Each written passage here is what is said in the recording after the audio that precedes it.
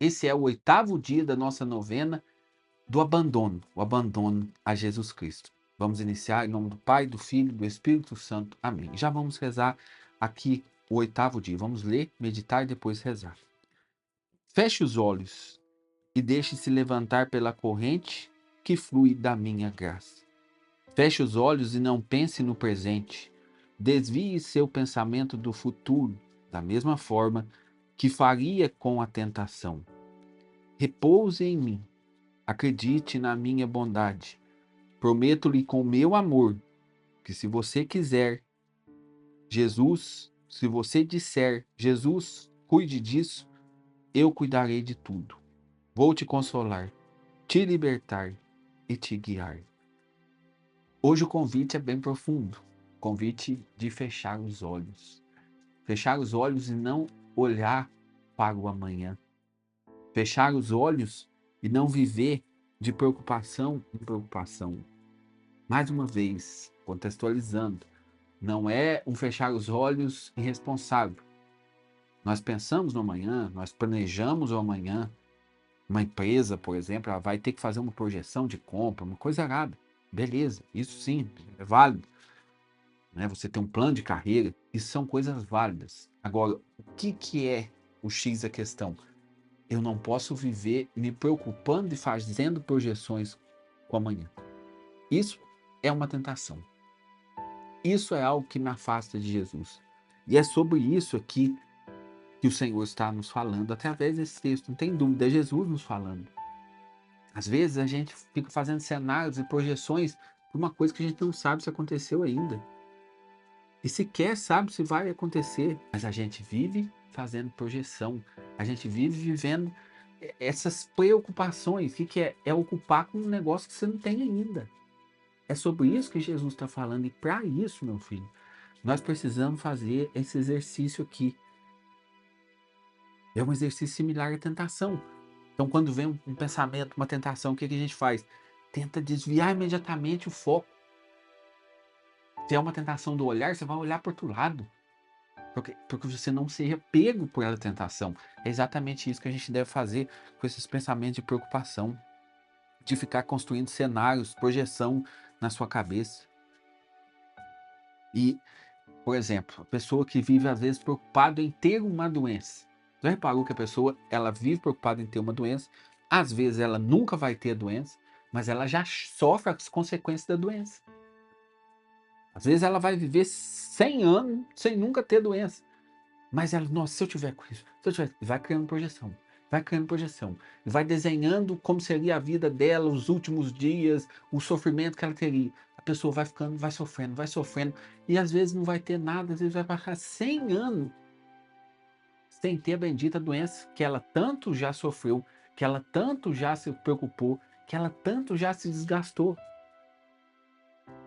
Se nós estamos nisso, o que a gente tem que fazer? Fechar os olhos para o futuro. E entregar esse futuro nas mãos de Deus. Porque pensa para você ver, é uma falta de confiança. Nós confiamos em Deus, nós acreditamos que Ele vai estar conosco. Nós acreditamos, por exemplo, que até a doença, o mal, quando se manifesta, ele tem um porquê.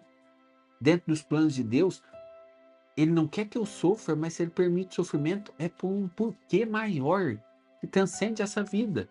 Agora, se eu vivo fazendo projeção, se eu vivo pensando na doença, nossa, se eu tiver uma crise financeira, se eu fico desenhando a tua vida sem dinheiro, a tua vida ali, sabe, com teus filhos passando fome, gente, isso vira problemas de saúde mental na cabeça das pessoas. Isso vira. Por quê? Causa ansiedade. Então, por exemplo, teve uma época que foi, eu não me lembro o ano, mas eu capotei um carro. Eu fiquei com muito medo de andar de carro. Então, sempre que eu ia andar de carro, passava uma cena na minha cabeça, nossa, se eu sofrer um acidente e tal. Aí eu lembro que eu ia levar uma pessoa a uma cidade vizinha, que é uns 60 quilômetros daqui, e ia com uma certa constância. Aí um dia eu pensei assim, mas peraí, quantas vezes eu já fui lá, voltei e não aconteceu nada? Mas eu sofro como se acontecesse. E aí, naquela hora, veio assim, um estalo, falou, Deus está comigo, Deus está cuidando de mim. E se Deus quiser, eu vou voltar, não vou acontecer nada. Agora, quantas viagens que eu fui e vivi como se estivesse acontecendo? Você está entendendo o mal da preocupação? Então, por exemplo, vamos supor que você descobre, vamos voltar para a doença. Você descobre, então, essa doença, uma doença que você tem, né? Uma doença difícil de tratamento. Aí você ia ter aquele sofrimento da doença, a ansiedade, a incerteza de pensar como seria. Beleza, você ia ter isso, você descobre a doença. Agora, a preocupação faz você ter todos os sintomas, a preocupação, o medo que você teria, como se você tivesse a doença, mas você nunca vai ter a doença. Então, além de ser falta de fé, é uma falta de lógica, de razão. Fé e razão, gente. Deus está com você. Quantas mães, por exemplo, que ficam desenhando a vida ali, deixando seu filho? Seu filho vai crescer e às vezes você não vai ver. Por quê? Porque você está preocupada com o futuro que sequer você sabe que vai acontecer. Às vezes você vai ver teus filhos ficar velho, mas você está preocupado. Eu vou deixar meus filhos, quem vai cuidar dos meus filhos? São preocupações que vão muitas vezes chegando a nível de doença. Então, por isso que Dom Dolino está falando aqui, e é Jesus nos falando. Feche os olhos para esse futuro. Viva o agora. Ah, mas depois você descobriu a doença. Pode ter certeza que a preocupação tua não ajudou sem nada. Você vai ter que lidar com os problemas próprios daquela doença. Sem contar que existe uma coisa que chama graça atual. Isso é o quê? É uma graça que Deus te dá para enfrentar as provações e as coisas do momento específico. Então, se você descobrir uma doença, Deus vai te dar a graça para lidar com aquela doença, a graça atual do momento específico. Agora, Deus não vai ficar te dando graça atual, sabe, no meio das tuas preocupações. Então, que a gente pare de se preocupar. A gente pare de gastar tempo, gastar energia nas preocupações. Entregue o seu futuro a Jesus. Entregue. Fala para mim também. Entreguemos o nosso futuro a Jesus. Deixa o Senhor cuidar. Deixa o Senhor, sabe, conduzir.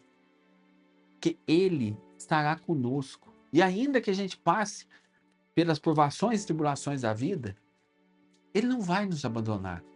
Ele vai estar ao nosso lado, nos dando graça para enfrentar cada momento.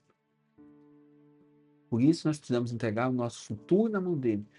Parar com projeções malucas que, na maioria esmagadora das vezes, não se concretiza. Vamos rezar e pedir esta graça. Ó Jesus, eu me abandono ao Senhor. Jesus, assuma o controle. Ó Jesus, eu me abandono ao Senhor. Jesus, assuma o controle.